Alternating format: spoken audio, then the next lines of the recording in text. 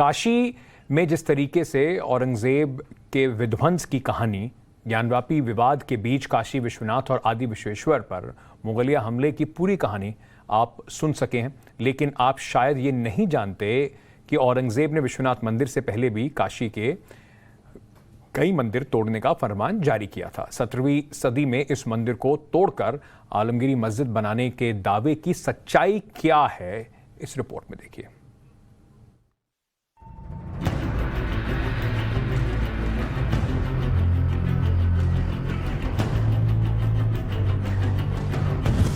बाबा विश्वनाथ की काशी में औरंगजेब के कितने पाप। काशी में मुगल शासक औरंगजेब के कलंक कथा की फहरिस्त काफी लंबी है। इस्लाम परस्ती में अंधे हो चुके औरंगजेब ने तलवार के बल पर काशी की संस्कृति को मिटाने की कोशिश की, यहाँ की सभ्यता को कुचलने की कोशिश की, लेकिन वो कामयाब नहीं हो पाया। औरंगजेब ने न सिर्फ काशी विश्वनाथ मंदिर को ही तोड़ा, बल्कि उसके निशाने पर कई और भी मंदिर थे, और उन्हीं मंदिरों में से एक है कृतिवासेश्वर का मंदिर। क्या मुगलों ने आदि विश्वेश्वर से पहले कृतिवासेश्वर का विध्वंस किया? कहा यह जाता है कि 1669 के आसपास जब औरंगजेब बनारस आया था तो उसने इस कृतिवासेश्वर मंदिर को तोड़कर यहाँ पर इस मस्जिद का निर्माण कराने का फरमान जारी किया था। क्या वाराणसी की आलमगीरी मस्जिद पहले महादेव का मंदिर था? आपको दिखाते हैं कि किस तरीके से यहाँ पर एक तरफ कृतिवासेश्वर का मंदिर है, यहाँ पर शिवलिंग है, तो दूसरी तरफ यहाँ पर एक मस्जिद है, और जिसे आलमगीरी मस्जिद भी कहते हैं, और इसके साथ ही उसे फवारा वाली मस्जिद भी कहते हैं। काशी विश्वनाथ, बिंदु माधव और कृतिवासेश्वर, वो सनातन मंदिर जो काशी में औरंगजेब की घुसपैठ के साथ ही मुगलिया विध्वंस के शिकार बने, आज 350 साल बाद भी उस बर्बर बादशाह की क्रूरता की कहानी बयां कर रहे हैं। दावा किया जाता है कि औरंगजेब ने आदि विश्वेश्वर यानी काशी विश्वनाथ से पहले कृतिवासेश्वर मंदिर को गिराने और उसे मस्जिद में बदलने का फरमान जारी किया था, जिस पर उनकी सेना ने फौरन अमल किया। मंदिर तोड़ा गया, वहां मस्जिद तामीर भी हुई, लेकिन वो मस्जिद हिंदू प्रतीक चिन्हों और बिना मीनार की आज भी 17वीं सदी के विध्वंस की हर कहानी बयां कर रही है। मंदिर को तोड़ दिया गया और यहाँ पर ये मस्जिद बनाई गई। हालांकि इस मस्जिद का जो स्ट्रक्चर है वो काफ़ी हिंदू देवी देवताओं के जो एक पुरातन शैली होती है उससे मिलती जुलती हुई दिख रही है, जैसा कि हमने ज्ञानवापी में भी देखा था। अगर इस मस्जिद की दीवारों पर अगर हम एक बार आपको दिखाने की कोशिश करें तो आमतौर पे जो मस्जिद होती है उससे ये काफ़ी अलग मस्जिद है। यहाँ पर आप देख सकते हैं कि यहाँ पर कमल के निशान भी हैं, इसके साथ साथ जो हाथी के निशान हैं, इसके साथ ही त्रिशूल और अन्य जो शास्त्रीय के जो निशान हैं वो इस मस्जिद में दिखाई पड़ते हैं। तो निश्चित तौर पे जो मस्जिद की जो कलाकृतियां हैं वो हिंदू धर्म से काफ़ी मिलती जुलती हैं, और इसे लेकर ही यहाँ पर जो विवाद की स्थिति बनी हुई है। बड़ी बात यह कि यहाँ एक हिस्से में खुले आसमान के नीचे शिवलिंग है तो दूसरे हिस्से में मस्जिद। इस जमीन और इमारत को लेकर हिंदुओं और मुसलमानों के दावे क्या हैं आपको दिखाएंगे, लेकिन उससे पहले आपको इस मंदिर मस्जिद विवाद की फव्वारे वाली कहानी सुनाते हैं। ज्ञानवापी मस्जिद की तरह फव्वारे वाली मस्जिद में भी फव्वारे को लेकर जो विवाद की स्थिति बनी हुई है। कहा यह जाता है कि जिस जगह पर यह शिवलिंग स्थापित है वहां पर फव्वारा लगा था, और उस फव्वारे के आसपास यहां पर लोग वजू करते थे और उसके बाद नमाज पढ़ते थे। लेकिन 2006 के बाद से मुस्लिम पक्ष का दावा है कि वहां पर फव्वारे को हटाकर यहां पर शिवलिंग स्थापित कर दिया गया है, जबकि हिंदू पक्ष का दावा है कि यहाँ पर फव्वारा कभी लगा ही नहीं था, बल्कि वहाँ पर एक शिवलिंग पहले से ही स्थापित था, और यहाँ के जो स्थानीय लोग थे उसी शिवलिंग की पूजा करते थे। जहाँ इस वक्त शिवलिंग है, क्या वहाँ पहले सचमुच फव्वारा था, वजूखाना था? इसे लेकर हिंदू पक्ष का क्या कहना है, उसे सुनने से पहले मस्जिद पक्ष का दावा क्या है वो सुनिए। इसमें एक फव्वारा था, फव्वारे का मैं फोटो भी आपको दे सकता हूँ, मेरे पास है, अभी दे दूंगा। तो ये आप कौन सी लोकेशन पे कह रहे हैं फव्वारा है? अरे सुनिए, तो जी। ये जो शिवलिंग लगा हुआ है यही फव्वारा था। अच्छा। 2006 में यहाँ पर एक आम का पेड़ था, उसकी डाल गिर गई, और रात में चूंकि डाल गिर गई, दूसरे दिन एक मीटिंग थी। ये मीटिंग थी कि इसको कैसे क्या किया जाए, लगा दिया जाए। उस दिन शाम को बारिश होने लगी तो मैं मीटिंग में आ नहीं पाया, और श्री अटल बिहारी वाजपेयी की सभा थी डीएवी कॉलेज के अंदर।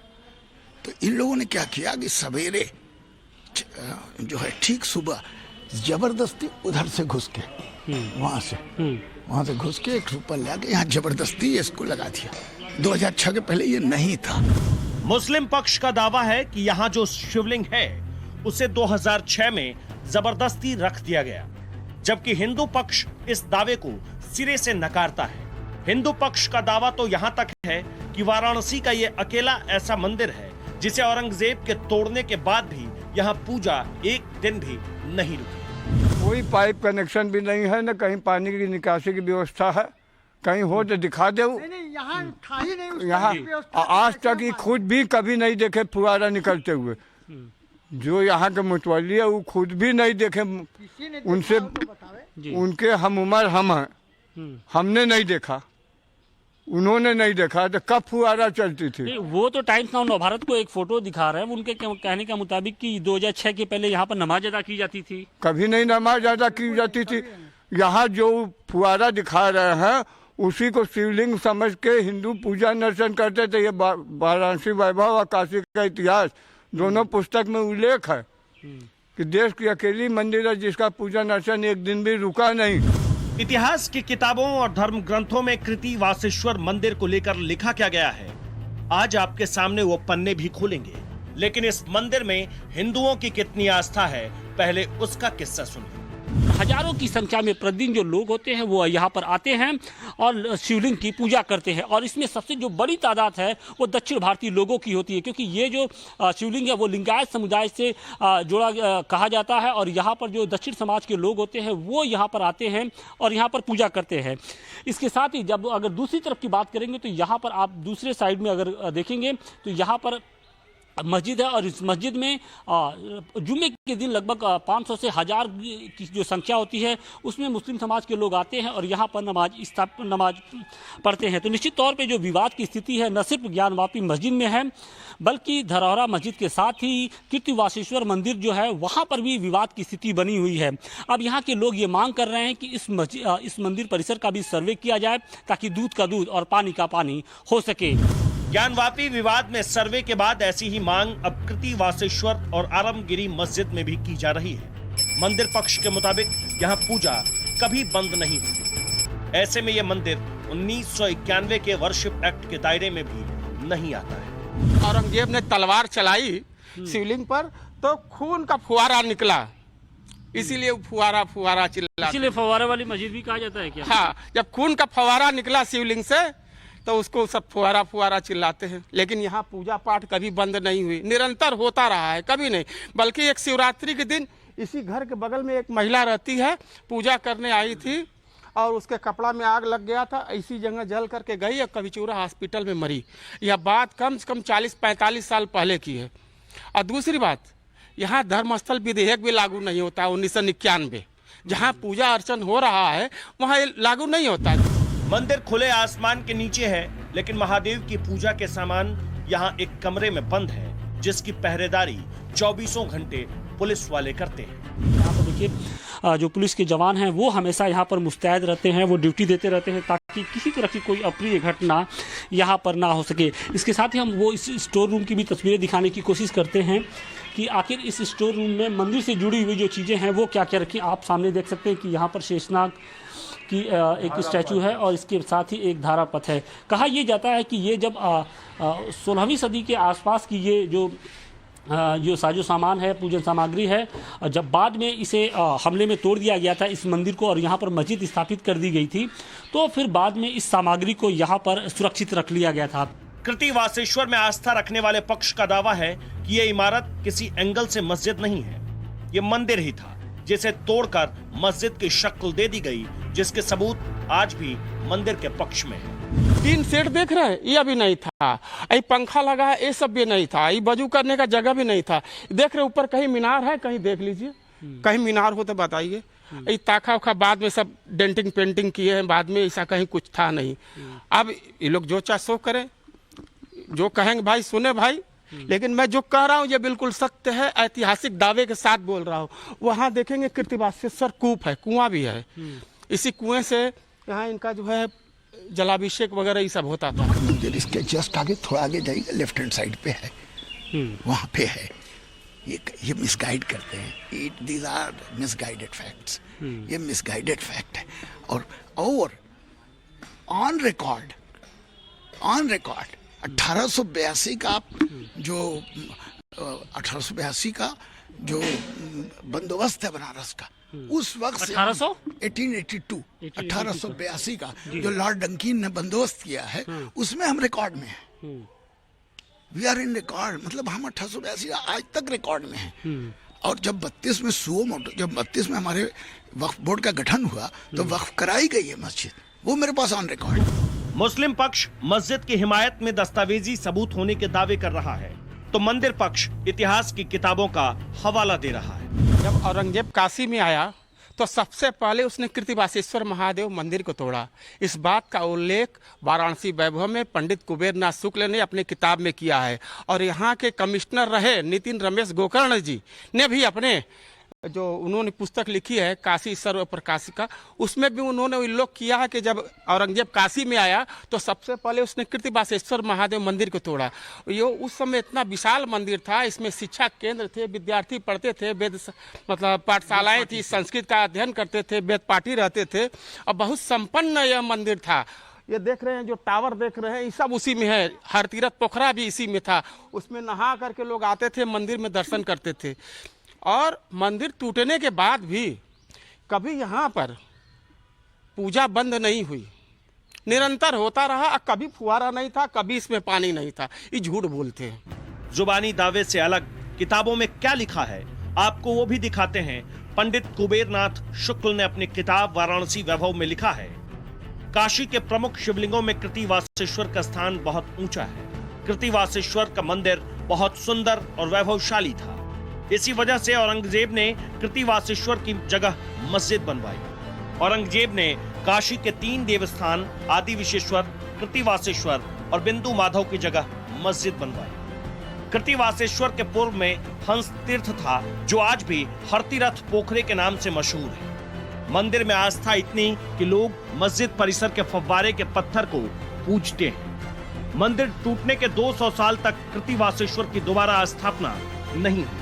बाद में राजा पट्नीमल ने पुराने मंदिर के दक्षिण में एक छोटे मंदिर का निर्माण कराया, लेकिन लोगों की आस्था मस्जिद के फव्वारे वाले पत्थर में ही बनी रही। मंदिर का पुराना गर्भगृह है। अच्छा, यह इसी जगह भगवान विराजमान थे। मंदिर तोड़ा गया और ये सब उसी तरह से है। ये सब जो देख रहे हैं मंदिर का मलबा है, एकदम पूरा मंदिर का मलबा है। हटाएंगे तो सब मंदिर के अवशेष मिलेंगे इसमें, समझ गए। और मंदिर में पूजा कभी बंद नहीं हुआ। सबसे बड़ी बात यह है, कभी निरंतर होता रहा। मतलब आपके मुताबिक ये पूरा मंदिर का गर्भगृह है, पुराना गर्भगृह है, और इसके आसपास जो ये पत्थर दिखाई पड़ रहे हैं ये उसी का मलबा है। और मंदिर के एक हिस्से को तोड़कर यहाँ पर मस्जिद का निर्माण कर दिया गया। क्या है, कहीं कुछ नहीं। मस्जिद के एक हिस्से को तोड़कर आपके मुताबिक इसको तोड़कर एक मस्जिद का निर्माण किया गया। और जो हम ये दिखाने की कोशिश भी कर रहे हैं, इसमें जी जी आप आते हैं। हाँ, यहाँ पर जो हम देख रहे हैं, यहाँ पर सर्प भी है, कमल भी है, सात्विक भी है, उसके साथ साथ कहीं कहीं बीच में त्रिशूल भी है। हाँ, सब कुछ है। तो बस उसी में केवल ताखा बना दिए, बाकी सब कुछ इसी तरह से। दोनों पक्षों के दावे अपने अपने हैं। एक इसे मंदिर बता रहा, दूसरा मस्जिद। ऐसे में हमने यहाँ दोनों पक्षों से एक साथ बात की तो बहस बहुत दिलचस्प हुई। आप लोग का दावा क्या है कि शिवलिंग वहां पर है या जहां पर अपने आप यह पूरा मंदिर है जी? अच्छा, ये पूरा परिसर, यह पूरा परिसर मंदिर का है। और जो पुराणों में उल्लेख है जी, कृतिवासेश्वर कुंड, वो कुआं भी मौजूद है जी। यह ढांचा भी देख लीजिए कि इस पर हाथी होती हर पीला भी जैसे और हिंदू मंदिरों में होता है, उसी तरह से देखिए किसी मस्जिद में नहीं पाइएगा यह ढांचा की हर पिलर पे देखिए हाथी है। ये तो कह रहे हैं कि ये तो ढांचा कुछ वैसा ही है जैसा कि ज्ञानवापी में है। आपको नहीं पता, आपको इनको जानकारी कम है। एक्चुअली क्या है कि जिस पीरियड में जो चीज बनती है, उस पीरियड के जिस टाइप के ईंटें मिलते हैं, जिस टाइप के पत्थर मिलते हैं, वो लगाए जाते हैं। ये उस एरा में बना था। जो इस एरा में बनता है उसमें स्लैब लगता है, उसमें बीम लगती है। उस जमाने में क्या दूसरे मस्जिदों में भी इसी तरह त्रिशूल लगता है इनके मस्जिदों में? उनके कथनानुसार मस्जिदों में त्रिशूल लगता था, ओम लगता है, संस्कृत में श्लोक लिखी जाती है। ये था कि जो ईंटे के या जो इसके हियाले के जो मैन्युफैक्चरर होते थे, जैसे आज लिखते हैं ओम किसी ईंटे पर लिखा रहता है, तो आज से 20 साल बाद अगर ओम लगा ईंटा मिल जाएगा तो मंदिर हो जाएगा। लेकिन इनका दावा है कि त्रिशूल भी है, हाथी भी है, कमल है, भाई, स्वास्तिक है। उस जमाने के जो लोग, चूंकि आबादी मोस्टली तो हिंदू ही थे ना देश में, जी। तो कन्वर्टेड है ना मुसलमान, ये पहले हिंदुए थे। कृतिवासेश्वर मंदिर को लेकर पौराणिक धर्म ग्रंथों में क्या लिखा है, आपको वो भी बताते हैं। शिव महापुराण में लिखा है, महिषासुर वध के बाद उसके बेटे गजासुर ने भगवान ब्रह्मा की तपस्या की। तपस्या से खुश होकर ब्रह्मा प्रकट हुए और वरदान मांगने को कहा। गजासुर ने भगवान ब्रह्मा से अमर होने का वरदान मांग लिया, जिसे ब्रह्मा जी ने पूरा होने का वचन दिया तो गजासुर ने अत्याचारों की हदें पार कर दी। एक दिन गजासुर काशी पहुंचा, वहां के लोगों को सताने लगा। ऐसे में सारे देवता भगवान शिव के पास पहुंचे और गजासुर को मारने का अनुरोध किया। तो भगवान शिव ने गजासुर का त्रिशूल से वध किया। काशी में जिस जगह पर गजासुर का वध हुआ, वहीं पर कृतिवासेश्वर शिवलिंग की स्थापना हुई।